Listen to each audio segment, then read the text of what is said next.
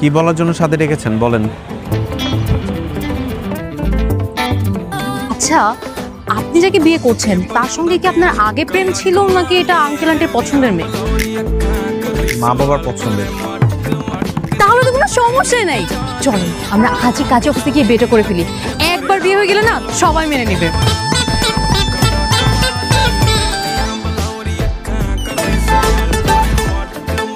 এত ঘাবড়াচ্ছেন কেন? এত ঘাবড়ানোর তো কিছু নাই।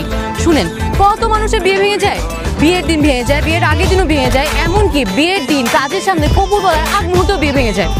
প্লিজ আকাশ, আমাকে বিয়েটা করেন। আমি আপনার মতো নির্লজ্জ মেয়ে আর একটাও দেখি নাই। আমার বিয়ের সবকিছু ঠিকঠাক হয়ে আছে, আপনি এখন কোত্থেকে আসছেন? আকাশ, আপনি যা বলবেন আমি তাই করতে রাজি আছি। আপনি যদি আমাকে বলেন যে সবার সামনে গিয়ে আমার মনের কথাটা বলবো যে আমি আপনাকে পছন্দ করি, আমি এটা বলতেও রাজি। তাও আমাকে বিয়েটা করেন।